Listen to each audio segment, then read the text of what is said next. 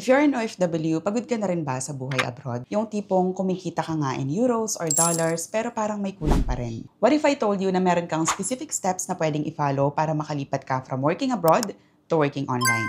If you're new here, my name is Jane. Isa po akong dating OFW who made the shift from working abroad to working online. And in this video, I will guide you through how you can do the same. Whether you want to move back to the Philippines for good or you just want more time with your family, this video is for you. First, bakit mo nga ba i-consider ang remote work or freelancing? Let's be honest, hindi laging masaya ang buhay sa abroad. Malayo ka sa pamilya mo, stressed ka sa trabaho, at minsan, pakiramdam mo, stuck ka in a cycle. That's why more and more OFWs are exploring and shifting to online work. Plus, mas madami kasi siyang perks. For example, mas may flexibility sa oras mo, you get to stay close to your family, and the most important one, pwede ka pa rin kumita in foreign currency. Also, it's the perfect option if you want to take a break from work or you want to move back home slowly. Pero ano nga ba ang pinagkaiba ng remote work at freelancing? First, let's define remote work. Pag remote work po, usually meron ka pa ring fixed employer, pero i-allow ka nila na mag-work outside their office. Some companies would allow you to work from anywhere you want. However, may mga companies pa rin na prefer nila na mag-work ka sa same country. That way, anytime na gusto nila na pumasok ka sa opisina, you can easily do so. Freelancing naman, on the other hand, is more flexible. Kasi dito, you work per project or per client. Pwedeng part-time, pwedeng full-time, ikaw ang magde-decide sa oras mo at ikaw din ang sarili mong boss. Both can be done online, pareho silang online work. Ang tanong lang dyan, ano ang mas prefer mo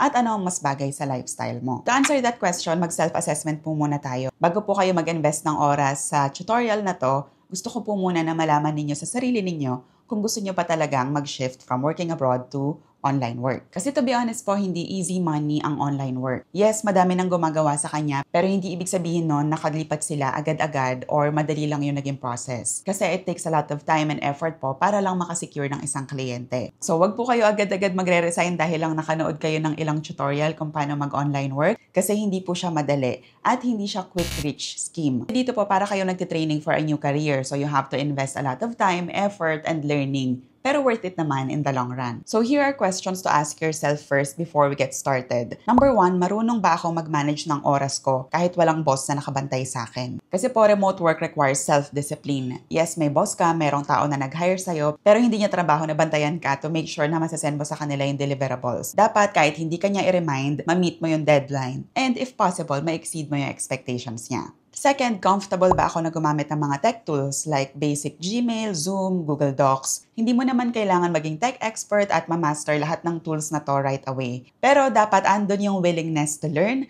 at kailangan i-practice mo yung skills na yon on a regular basis para ma-enhance mo siya. Number 3, handa ba akong mag-invest ng oras sa pag-aaral ng bagong skills kahit walang bayad sa simula? As I said po, think of it as an online training para sa bagong career. Ang kailangan nyo lang pong i-invest ay time, focus, at tiyaga. So what you can do habang nagsisimula pa lang po kayo at ina-explore nyo yung online work, use your idle time to your advantage. So for example, during your commute papunta or pauwi ng trabaho, instead na mag-scroll kayo sa social media, you can watch online tutorials sa YouTube. Or kapag off mo, mag-take ka ng online courses para ma-enhance yung skills mo. Number 4, kaya mo bang magsimula sa maliit na kita habang nag-iipon ng experience? Usually po kasi sa mga beginners, kapag wala pa tayong experience sa online work, mas mababa po syempre yung makukuha natin na rate.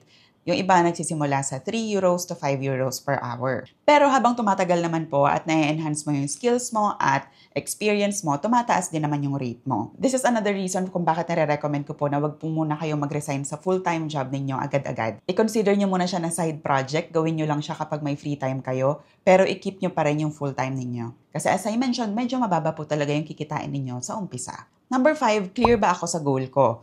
Gusto ko bang gamitin ang online work para makauwi ako for good? O gusto ko lang ng side income habang nagtatrabaho ako sa abroad? Remote work or freelancing can support both naman po. Pero mas magiging focus ka kasi kung alam mo yung goal mo. If most of your answers are yes, then good news, para po talaga ang online work sa inyo. However, if hindi naman po, okay lang. Kasi this video will still help you prepare in case maging ready na po kayo in the future. Now, let's move on to the actual steps. Step number 1 is to identify your skills and strengths. Meron ka bang experience sa admin work, sa pag-handle ng emails, o kaya sa pagkausap sa customers face-to-face via email or chat? If yes, then you have a potential to become a virtual assistant. Hindi mo kailangan ng bonggang credentials or malawak na experience para makakuha ng work sa pagiging virtual assistant. Ang importante lang is you have the ability to communicate well, follow instructions, and be consistent. But here's the thing, and this is something that a lot of OFWs do not realize. Kasi nung nagtatrabaho pa po ako sa abroad at nag-work from home ako, sinasabi sa akin ng mga kaibigan ko na nakakaingit naman, nasa bahay ka lang nagtatrabaho. And I was like, pwede nyo rin naman gawin yun. Hindi madali, pero there are ways para magawa nyo yun in the future. If meron po kayong background sa nursing, HR, accounting, dati kayong receptionist, then meron po kayong unfair advantage and pwede nyong gamitin yun para mag-stand out sa other applicants. Kasi itong mga skills na to, in demand sila online. Now, you may ask, Jane, ano ibig mo sabihin kung nurse ako, paano ako magtatrabaho online? And here's how you can use it to your advantage. Number one, if you're a nurse or you're a caregiver, what you can do is become a healthcare virtual assistant. So you can do appointment setting, insurance follow-ups, or patient charting for private clinics abroad. If you have experience naman in accounting or finance, you can offer bookkeeping or invoicing services using tools like QuickBooks or Xero. Marami din pong online businesses ang naghahanap ng remote bookkeepers. If licensed teacher naman po kayo or meron kayong background sa tutoring, you can apply as an ESL tutor or create your own digital course. Lastly, if you worked as a receptionist, nagtrabaho kayo sa HR, admin, or customer service,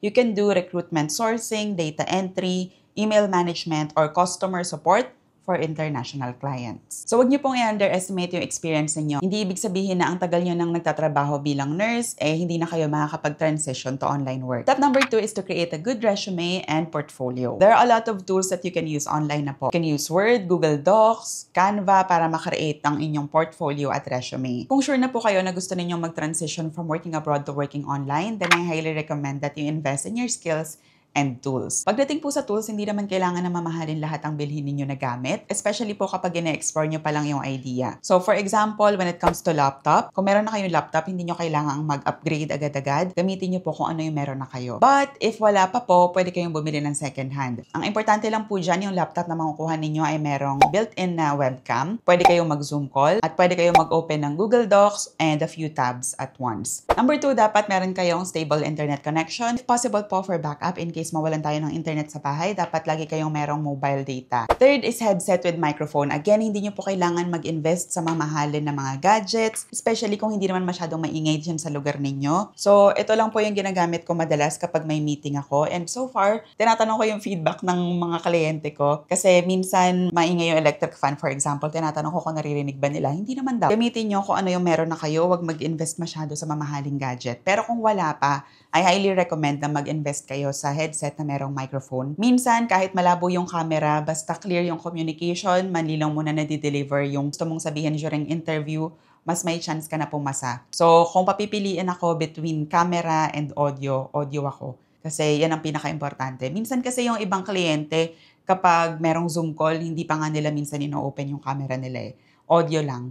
Bago kayo mag-attend ng interview, guys, i-test nyo muna. Tawagan nyo yung kaibigan nyo, yung nanay nyo, tapos tanongin nyo sila, naririnig nyo ba yung ingay sa labas? Naririnig nyo ba yung electric fan? Clear ba yung boses ko? Kailangan ko bang i-adjust yung microphone? Pag interview na ninyo, hindi nyo pa dun malalaman na, hala, ang pangat pala ng microphone ko or ang bagal pala ng internet. So, mag-test na kayo or pag-practicean ninyo yung mga pagtawag ninyo sa Pilipinas with your family. That way, ang paproblemahin mo na lang is kung masasagot mo ba yung tanong during the interview. Kung meron na kayo ng mga tools na yon, ano naman yung mga basic tools na kailangan yung malaman online? Itong mga tools na to, hindi lang sila applications, pero skills din sila. Kasi usually, itong mga to yung ginagamit ng mga online businesses ngayon para mag-communicate with their clients or to send their deliverables. For example, Google Workspace, like Google Docs, Google Sheets, Gmail, Google Drive, Zoom, Google Meet, Canva for simple design work, and social media tasks, and then ChatGPT or Grammarly. Lastly, Trello, Notion, or Asana for task management. Reminder po na itong mga tools na to are just starting point. Iba-iba po ang kumpanya, iba-iba ang mga online work na makukuha natin. Di ibig sabihin na yan talaga yung ipapagamit sa inyo ng inyong mga kliyente. That's why I mentioned po na dapat nandun lagi yung willingness to learn and improve your skills kasi lagi kang may encounter na bago. Number 4 is to start looking for jobs. Ito po yung mga best places to find remote work. So for freelancing, you can go to Upwork, Fiverr, or onlinejobs.ph. For remote job boards naman po, We Work Remotely, Remote OK, or LinkedIn. And next, I have a few reminders po no, sa paggamit nito mga platforms na to. Kasi yes, madaming opportunities sa mga platforms na yan,